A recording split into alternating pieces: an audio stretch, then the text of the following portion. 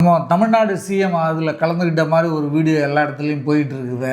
அது என்னம்மா அது ஒரு போனாரா? திரு விஜய் அவர்கள் அன்னைக்கு ஆதரவு கொடுத்திருந்தாரு. அந்த வீடியோலாம் எல்லாருமே நம்ம பார்த்துருக்கிறோம். பலர் காயமடைந்திருக்கிறார்கள் போலீசாரினுடைய தாக்குதலால். இன்றைக்கும் அதுபோல் தொடர்ந்து நடந்து கொண்டிருக்கிறது. மருத்துவமனையில் இருக்கும் வாங் சுக் அவர்கள் தொடர் உண்ணாவிரதத்தை மேற்கொள்கிறார். இந்த போராட்டத்தை ஆளும் பிஜேபி அரசு கையாளுகின்ற முறை சரியா? தேச துரோகிகளாக அவங்க இருந்திருந்தாங்கன்னா ஏன் இது வரைக்கும் இவங்களை கைது செய்யல? இந்த தேச துரோகி அப்படின்னு சொல்லி ஒரு கட்டமைப்பு வைக்கிறாங்க. யார் மேல? சோனம் வாங்சுக், அப்புறம் அபிஜித், சௌரவ் தாஸ். தேச துரோகி சொன்ன ஒரு வேலையே நம்மளுடைய இந்திய ராணுவம் அதை ஏத்துக்கிட்டு அமைச்சுக்கிட்டு இருக்கு. அந்த அரசுக்கு அவமானம் மட்டும் கிடையாதுங்க, அந்த அரசே நிலை கொழிஞ்சு அந்த அரசே களையக்கூடிய சூழ்நிலை ஏற்படும். தமிழ்நாட்டை சேர்ந்த ஒரு இளைஞர் அங்க டெல்லியில இருக்கிறாங்க. ஜந்தர் மந்திர் இப்படி இருக்குன்னா அதை சுத்தி ரவுண்ட் பண்ணிட்டாங்க போலீசார். ரவுண்ட் பண்ணிட்டாங்க. 2 கிலோமீட்டர் வரைக்கும் யாரும் வெளியே போக முடியாதபடியும் அங்க இருக்கிற நெட்வொர்க் கட் பண்ணிட்டாங்க. ஜாமர் இது பண்ணிட்டாங்க, ஜாமர் பண்ணிட்டாங்க. அதனால என்ன ஆகும்னா இங்க இருக்கிறவங்க யாருக்கு கால் பண்ண முடியாது. அங்க என்ன நடக்குதுன்னு நம்ம சோசியல் மீடியால லைவ் போட முடியாது. துணை ராணுவத்தை இறக்கி விட்டுருக்காங்க. அடிதடி தள்ளுமுள்ளு நடந்திருக்கு. பெண்கள் மானபங்கப்படுத்திருக்காங்க. நம்மளே சில வீடியோஸ் இப்பதான் கொஞ்சம் நேரத்துக்கு முன்னாடி பார்த்தோம். திரு மோடி அவர்களை பார்த்து கேட்டிருக்காங்க.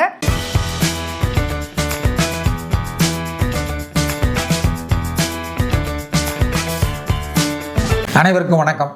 இன்றைக்கு நம்ம ஆடிட்டர் உமாவோட டெல்லியில் காக்ரோச் ஜனதா பார்ட்டி நீட் தேர்வு முறைகேட்டை எதிர்த்து தர்மேந்திர பிரதான் பதவி விலக கோரி இன்றைக்கு மாபெரும் போராட்டத்தை நடத்தி கொண்டிருக்கிறார்கள். நாடாளுமன்றத்தை நோக்கி நேற்று அவர்கள் பேரணி சென்றபோது தடுத்து நிறுத்தப்பட்டனர். இதனால் பலர் காயமடைந்திருக்கிறார்கள் போலீசாரினுடைய தாக்குதலால். இன்றைக்கும் அதுபோல் தொடர்ந்து நடந்து கொண்டிருக்கிறது. மருத்துவமனையில் இருக்கும் வாங் சுக் அவர்கள் தொடர் உண்ணாவிரதத்தை மேற்கொள்கிறார். மருத்துவர்களுக்கு சிகிச்சை அளிக்க அவர் தன் உடம்பை ஒத்துழைக்கவில்லை. இப்படி டெல்லியை இன்று பற்றி எரிந்து கொண்டிருக்கிறது. இந்த போராட்டத்தை ஆளும் பிஜேபி அரசு கையாளுகின்ற முறை சரியா?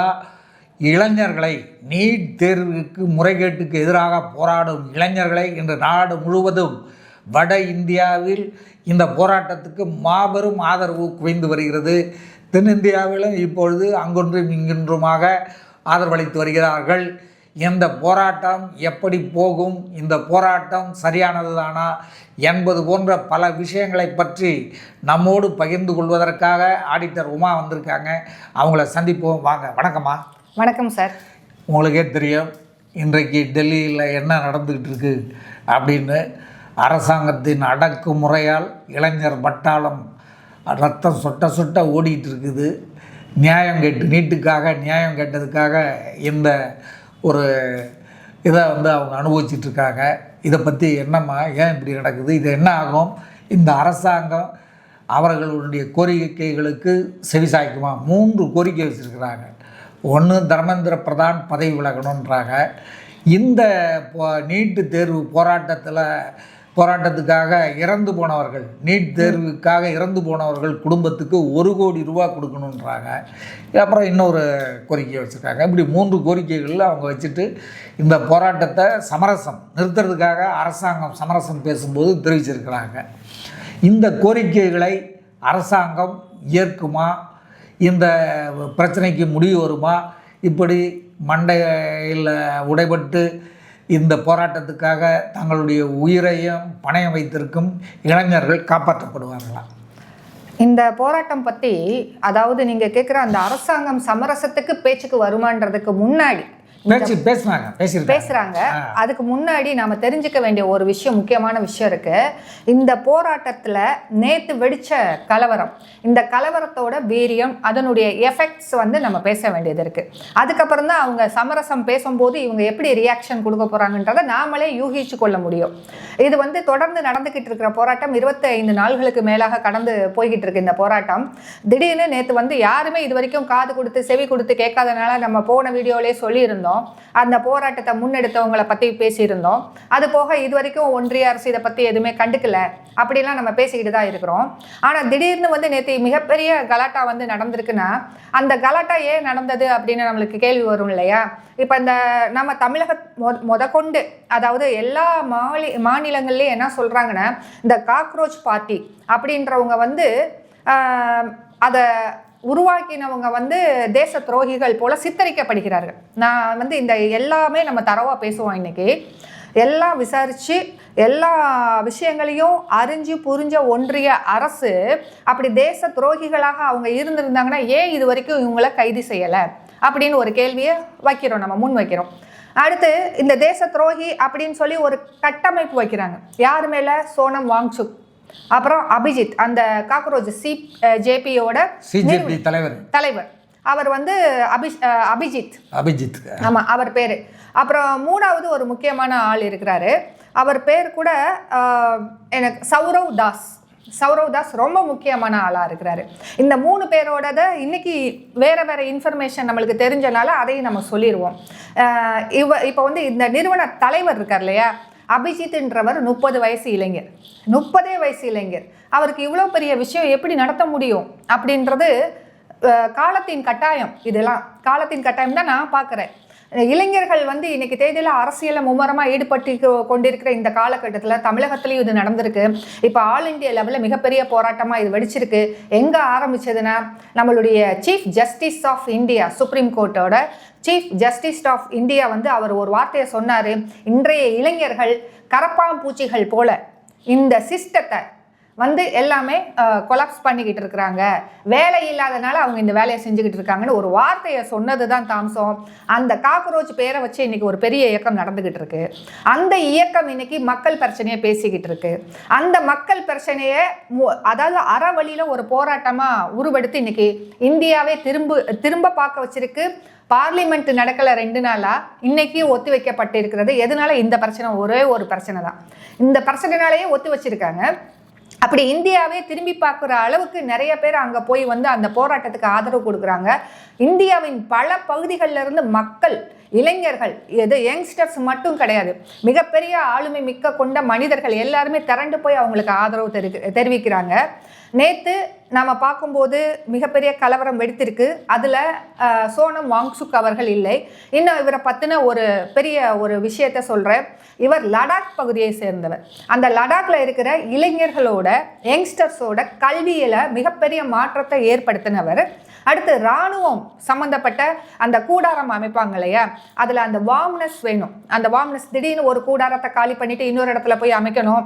அது குறுகிய காலகட்டத்தில் எப்படி அமைக்கிறதுன்ற ஒரு சயின்டிஃபிக்கான ரிசர்ச்சை ஏற்படுத்தி அதை நம்மளுடைய இந்திய இராணுவமே அதை அக்ரி பண்ணி அவர் சொன்ன கருத்துக்களை பிரகாரம் தான் இப்போ அமைச்சுக்கிட்டு இருக்காங்க.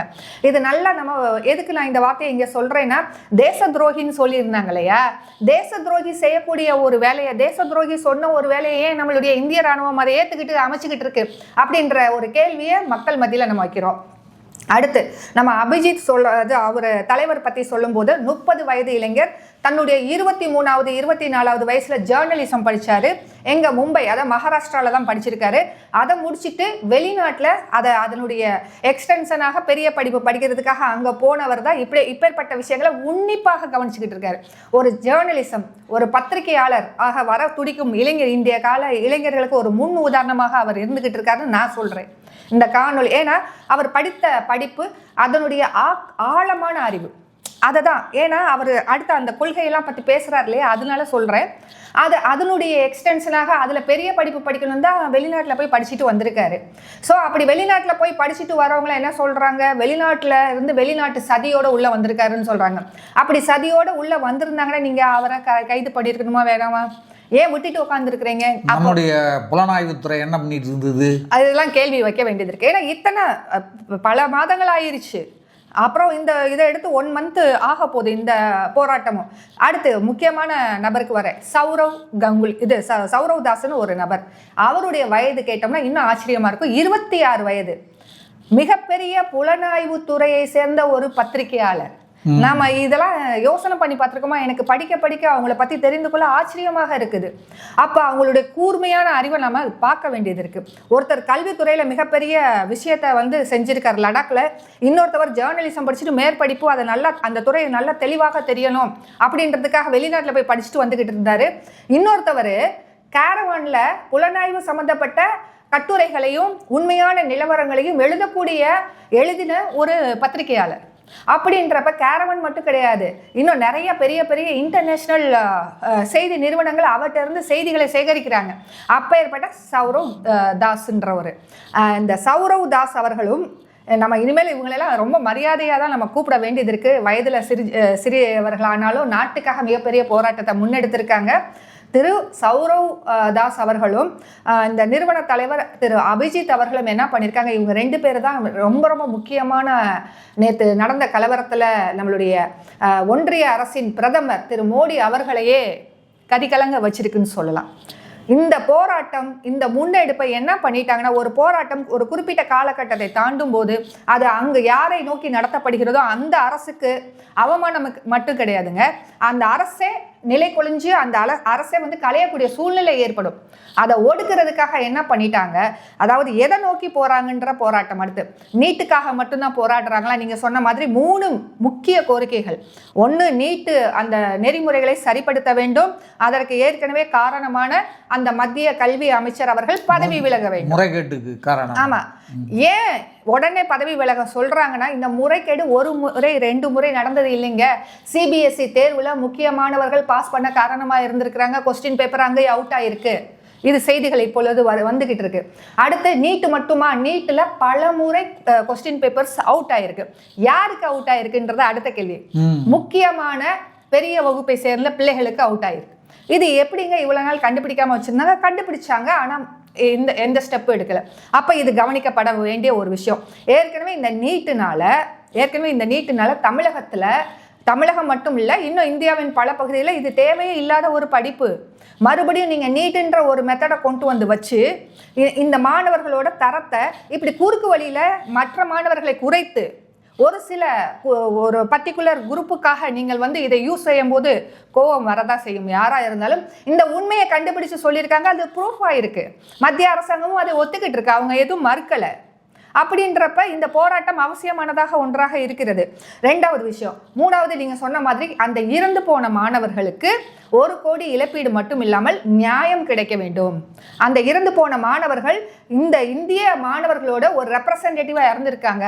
அவங்களுக்கு கிடைக்க வேண்டிய நியாயம் என்னன்னா, நீட்டை முழுமையா நீக்குங்க, இருக்கிற கல்வி சிஸ்டமே நல்லா தான் இருக்கு, அதை பேஸ் பண்ணி நீங்க கொண்டு வாங்க அப்படின்றதான் இவங்களோட முக்கியமான கோரிக்கை.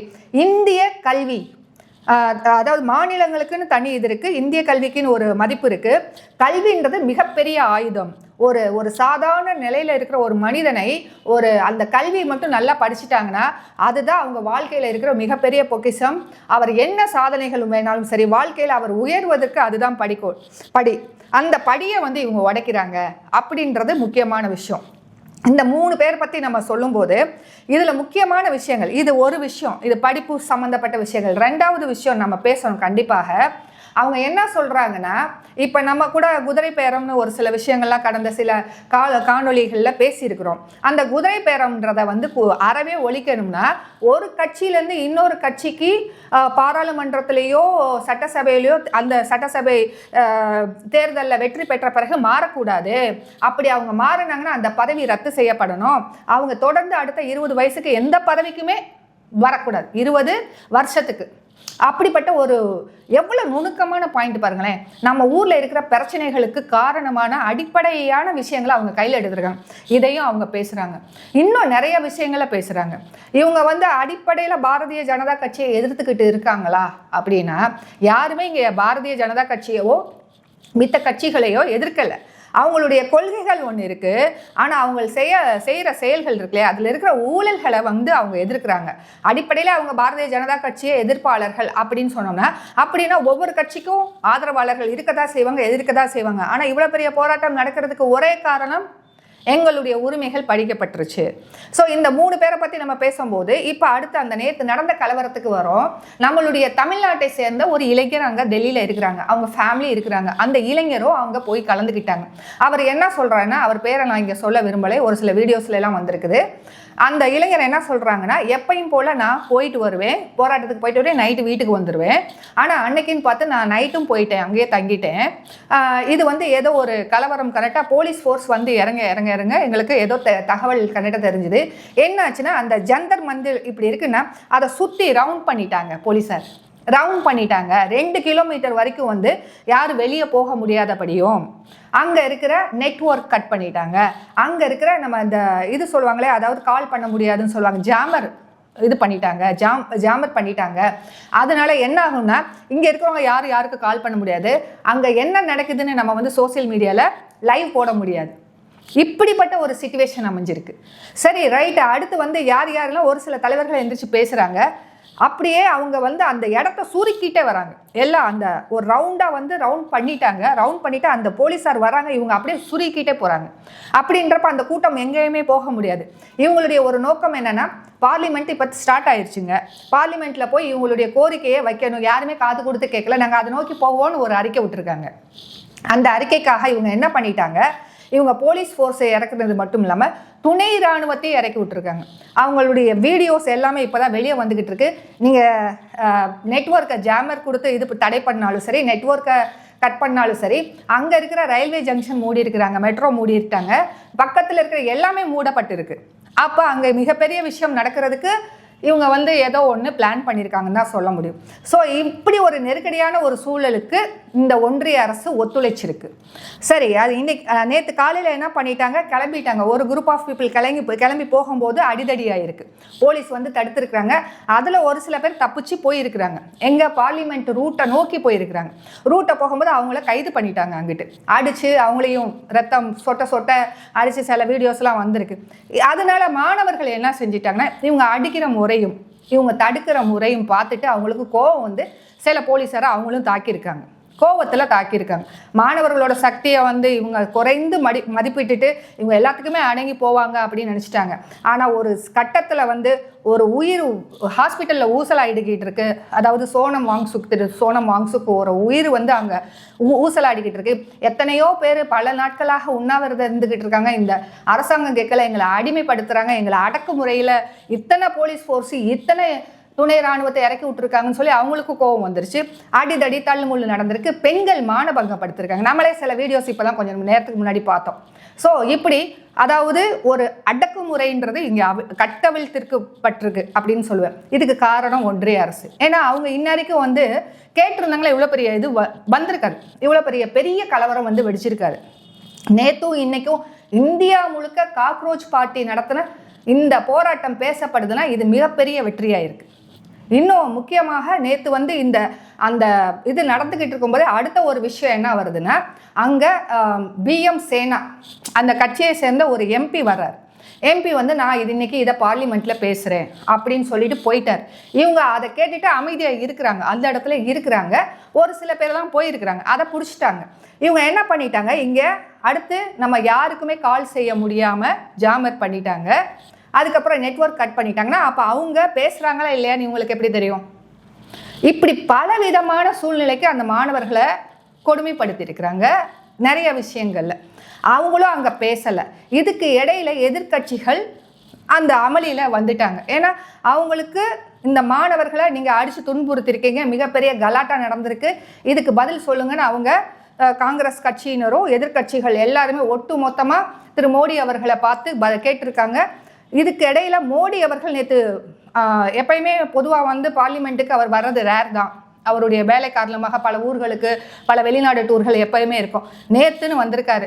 வந்த ஒரு சில மணித்துளிகளே திரும்பிட்டாருன்னு சொன்னாங்க. அதுக்கப்புறம் அங்கே பார்லிமெண்ட் அமளியில் ஆயிடுச்சு. நம்ம உள்துறை அமைச்சர் திரு அமித்ஷா அவர்கள் அவங்க அங்கேயே ஹால்ட் பண்ணி எல்லா அமைச்சர்களும் அவசர கூட்டம் போட்டிருக்காங்க. இப்படி பலதரப்பட்ட ஒரு பதட்டமான ஒரு சூழ்நிலையை பாராளுமன்றத்திலையும் டெல்லியிலையும் இந்தியாவே கவனிக்கிற அளவுக்கு நடந்துட்டுருக்கு. ஸோ அப்படின்றப்ப நம்ம போன வாரமே எதிர்பார்த்தோம். இது செய்தி சேனல்களை என்ன போட்டிருந்தாங்கன்னா, இந்திய பாராளுமன்றம் அதாவது அமைச்சரவை மாற்றி அமைக்கப்படும், ஒரு சில அமைச்சரவை இலாக்காக்கள் வந்து அதனுடைய அமைச்சர்களாக புதிதானவர்கள் இல்லாட்டா வேற அதை துறைகளை வந்து மாற்றி அமைக்கப்படும் சொல்லிட்டு ஏற்கனவே பேசப்பட்டு கொண்டு இருந்தது. அதில் முக்கியமானது கல்வித்துறையும். ஆனால் இது வரைக்கும் அந்த ஒன்றிய அரசின் சார்பாக யாருமே காக்ரோச் பார்ட்டி நிறுவனரோட இது வரைக்கும் பேச்சுவார்த்தை நடத்தலை.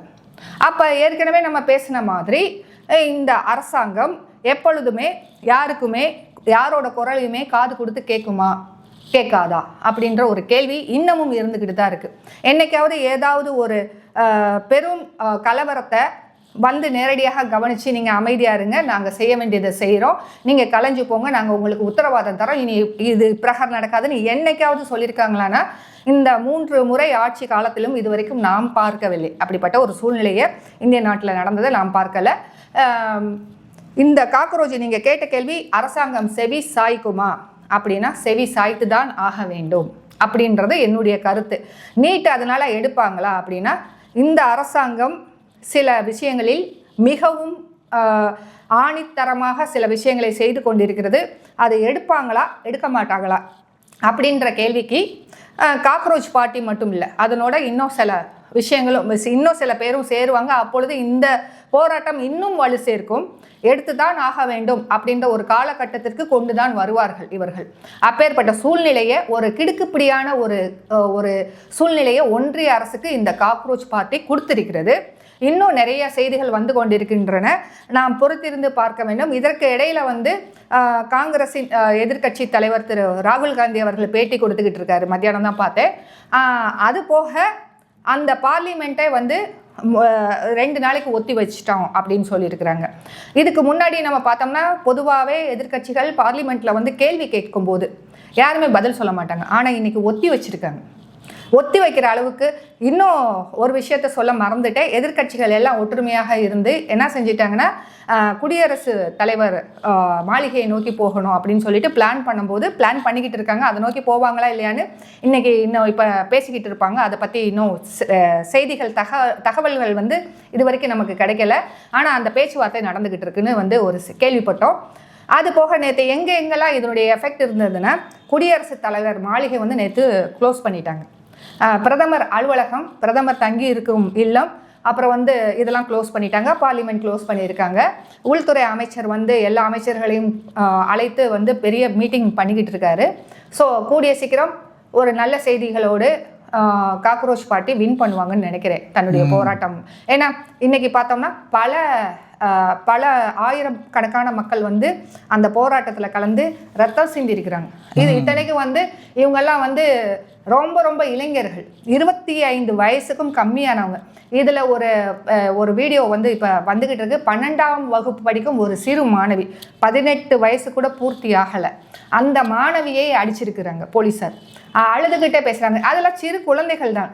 அந்த குழந்தைகள்கிட்ட கேட்டோம்னா எதுக்கு நீங்கள் படிக்கிறத விட்டுட்டு, ஒரு செய்தியாளர் கேட்குறாங்க, நீங்கள் எதுக்கு இந்த போராட்டத்துக்கு வந்தீங்கன்னா, இது எங்களுடைய படிப்பு, நாங்கள் இன்னைக்கு கேள்வி கேட்கலைன்னா எங்களுடைய எதிர்காலம் எங்களுக்கு கேள்விக்குறியாகும்னு சொல்லிட்டு அப்பேற்பட்ட ஒரு அவேர்னஸோட ஆழமான அரசியலோட உள்ள வந்து நிற்கிறாங்கன்னா இதுக்கு காரணம் காக்ரோச் பார்ட்டி எடுத்திருக்கிற இந்த முன்னெடுப்பு.